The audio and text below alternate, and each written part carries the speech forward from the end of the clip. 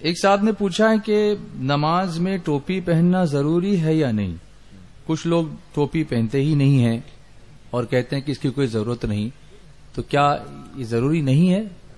دیکھیے، ضروری بمانا فرض یا واجب تو نہیں ہے، لیکن ہم اس حیثیت سے ضروری ضرور سمجھتے ہیں کہ ٹوپی پہننا ہمارے حضور جان نور صلی اللہ علیہ وسلم کی سنت ہے. ہمارے لیے سرکار کی سنت ہی سب کچھ ہے. سرکار علیہ السلام ٹوپی پہنتے تھے اور ٹوپی کے اوپر امامت شریف بھی باندھتے تھے. جی. تو اگر آدمی ٹوپی پہنے اور اس کے ساتھ امامہ بھی پہنے تو یہ بہت اچھا ہے، افضل ہے، ورنہ کم سے کم ٹوپی ضرور پہنے. جی. بہت سے صحابہ کرام نے ٹوپی بھی پہنی ہے، ٹوپی پہن کر کے بھی نماز پڑھی ہے. کچھ لوگ جو ٹوپی نہیں پہنتے، بے ٹوپی پہنے ہی کھڑے ہو جاتے ہیں، ان کی دلیل ایک حدیث ہے. جی.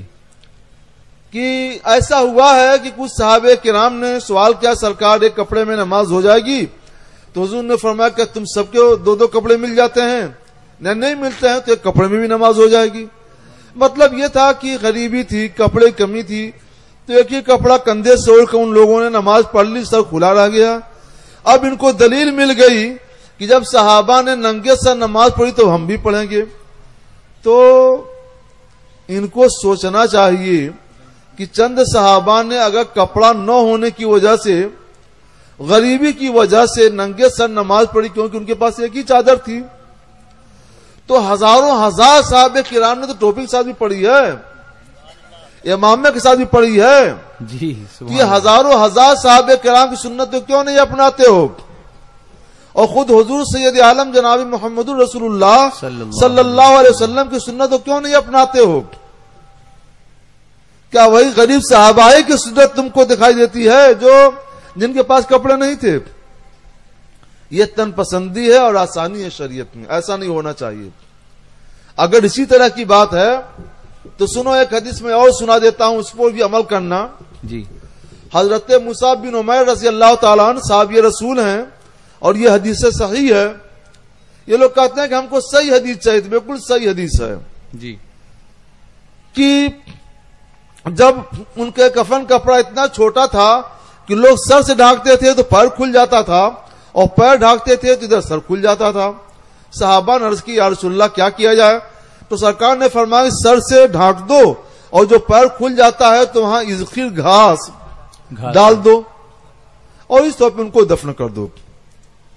تو ان لوگوں کو چاہیے کہ آخر ایک صحابی کی سنت تو موجود ہے، اور وہ بھی حضور کی اجازت سے ہوا ہے، تو اپنے مردوں کو ایک کپڑا چھوٹا سا دے دیں، سر سے ڈھانک لیں، اور رہ گیا قدم کا مسئلہ تو کہیں سے اذخر گھاس تلاش کے مل جائے، اور وہ نہ ملے تو کہیں سے دوب تو مل ہی جائے گی، اسی کو ڈال دیا کریں.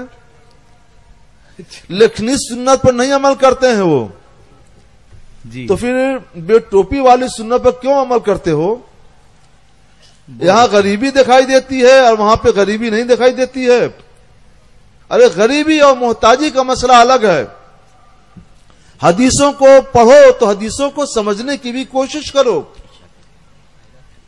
آدمی غریب ہے، محتاج ہے، تو صرف کپڑا اتنا ہو کہ اس کی شرمگاہ چھپ جائے، اتنا بھی اس کے لیے کافی ہے، نماز پڑھے گا. لیکن تم کو اللہ نے جب نوازا ہے، بہت کچھ دیا ہے، تو اب تم صرف کپڑا سے ایک لنگی پہن کے، تہبند پہن کے نماز پڑھو تو یہ تو اچھی بات نہیں ہے. جی. جن کو نوازا ہے، دولت سے سرفراز کیا ہے، ان کی بات الگ ہے. اللہ کی نعمت کی اظہار بھی تو ہونا چاہیے، اور کرتے بھی ہو، مگر جب نماز کا مسئلہ آ جاتا ہے تو ٹوپی کا پیسہ نہیں مل پاتا. یہ کون سی بات ہے؟ یہ طریقہ بارگاہ الہی کے ادب کے خلاف ہے. وہ سنت اپنائیے جو ہمارے آقا کی ہے، وہ سنت اپنائیے جو ہزاروں ہزار صحابہ کرام کی ہے. سبحان اللہ. غریبی ہے، محتاجی ہے، ٹوپی نہیں ہے تو بے ٹوپی بھی پڑھ سکتے.